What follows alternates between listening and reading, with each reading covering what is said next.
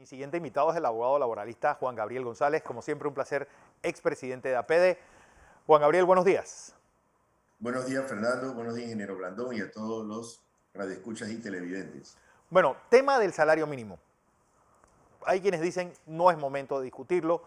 Con un desempleo como el que tenemos, hablar de salario mínimo es todavía cerrar todo el mercado laboral. ¿Cómo van esas negociaciones? ¿Qué has oído de esas negociaciones? ¿Y cuál es la sugerencia que das a los que están en la mesa en una coyuntura como la actual? Sí, claro, mira, para orientar a todos los televidentes, el salario mínimo es imperativo por ley, disposición del Código de Trabajo, cada 2 años revisarlo. El último ajuste se hizo en enero de 2020, es decir, unos meses antes de la pandemia. Ahora corresponde por ley, en teoría, que venga un aumento en enero del 22. El sector privado ha dicho que no es el momento oportuno de revisarlo.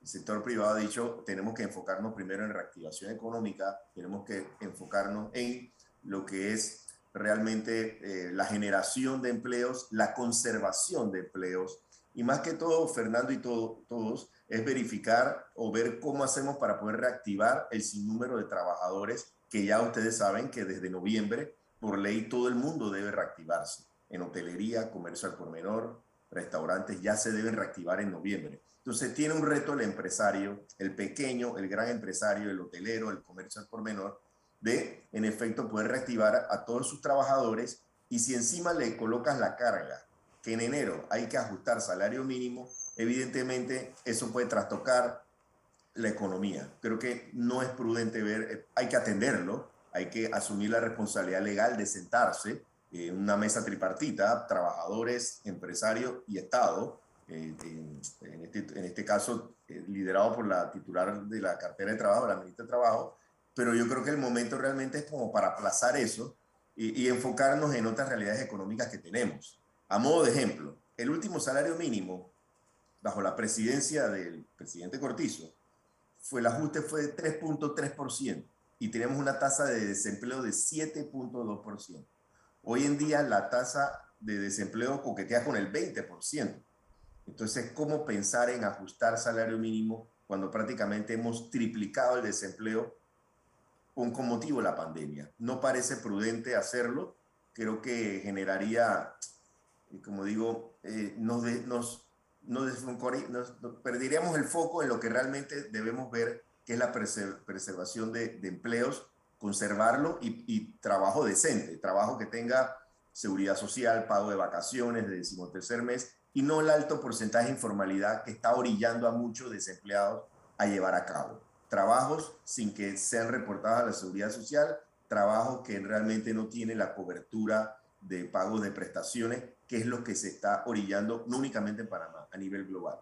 Pero hay que tomar en cuenta también, Juan Gabriel, el caso que qué hacer en una coyuntura como la actual con una inflación alta. Es decir, se entiende también que hay un ajuste del salario mínimo a la inflación, un ajuste general de salarios a la inflación. ¿Es prudente hacer eso? ¿Eso crearía más inflación? ¿Qué es lo que se está pensando? Porque dice la Yo creo teoría, que hay otros países que tienen temas de indexación, que la es indexación. Sí. si la tasa de inflación sube a 6%, así mismo es la inflación, el salario, el ajuste del salario mínimo. Hay países que han tenido eso, les ha resultado, otros no. El tema es que aquí en nuestro país realmente importamos esa inflación. En nuestro país no necesariamente los convenios colectivos se rigen por inflación, salvo algunos. Y yo pienso que realmente es una coyuntura totalmente distinta a un fenómeno normal al cual hemos venido en años anteriores. Y voy a hacer un recuento, Fernando. Mira, con la presidencia de Ricardo Martinelli se dieron 3 ajustes de salario mínimo: 2007, 2010, 2013. Era una circunstancia económica Muy totalmente distinta. distinta. Había pleno empleo. La totalidad de los ajustes conferidos bajo la administración del presidente Martinelli fueron de 44%.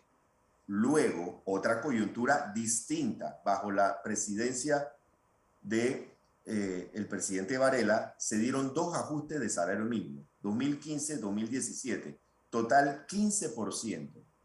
Ahora, con la administración del presidente Cortizo, y esto no obedece a su gestión, sino es debido a la realidad que tenemos.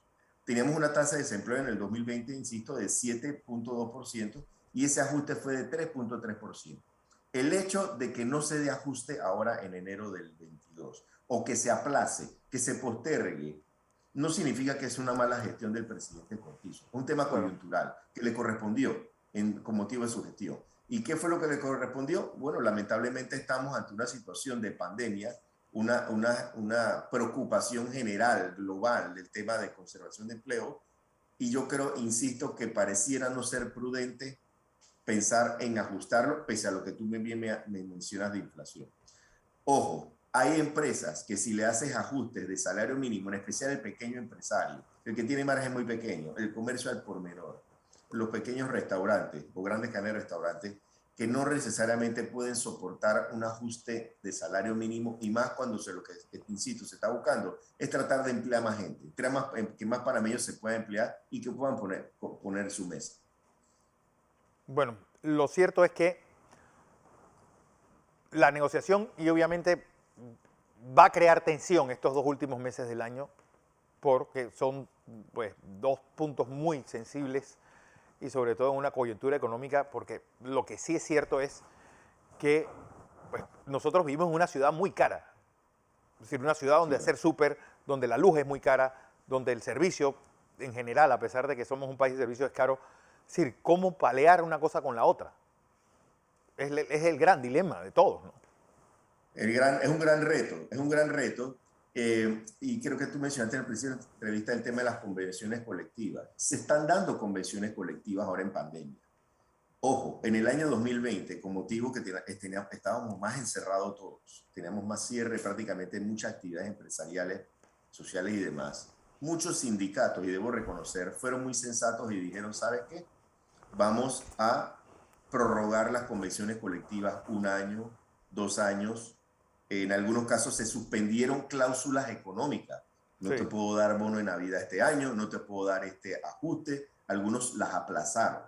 Pero pese a ello, hay actividades que les ha ido bien, hay actividades que han podido caminar, hay actividades que han seguido estando, hay actividades que han sido generando, y en muchas ocasiones se han llegado a convenciones colectivas de 2 años, 3 años y 4 años, y se han dado ajustes en promedio, he visto, de entre 3.5 y 4%, y negociaciones directas, muchas negociaciones directas entre el propio empresario y los propios trabajadores, de una manera sensata han llegado a acuerdos, lo cual es bueno, y eso es diálogo social, que es parte de lo que hablaba el ministro Valderrama en la entrevista que se dio. Bueno, vamos a ver qué pasa porque, pues, vamos a, como dicen los hípicos, vamos a tener un photo finish en este fin de año, sobre todo, pues, con todo el revuelo social que hay dentro de este proceso de convención colectivas, ajuste de salario mínimo y sobre todo desempleo. ¿Cuál es, ¿Cuál es un nivel óptimo de desempleo para poder aumentar el salario mínimo? Esa es la gran incógnita. Estamos hablando de 7% hace unos años, hace unos meses, estamos hablando ahora de 18%, con posibilidad de que llegue a 20 en los primeros meses del 2022, perdón. Y eso obviamente hay que tomarlo en cuenta también en la ecuación, ¿no? Sin duda, sin duda. O sea, es una realidad, y las cifras son claras. Insisto, no solo eso, Fernando, sino que ahora en noviembre, recordemos, con motivo de la ley 201 de este año, ya por ley todas las empresas tienen que reactivar a sus trabajadores. Y es un reto muy grande. No todos van a poder subir la loma. Muchos van a tener que llegar a acuerdos de terminación, acuerdos de media jornadas, en lugar de jornadas completas, y por ende reducción salarial mientras que dure el estado de emergencia nacional. O sea, yo creo que las empresas necesitan el oxígeno para poder seguir subsistiendo, puesto que es un reto nuestro para seguir compitiendo con el resto de nuestros países vecinos, que también obviamente generan competencia y que nosotros no podemos dejar y restar de ser competitivos para traer inversión foránea, lo cual Claro, siempre ha sido un reto para nosotros. Y ello genera empleo.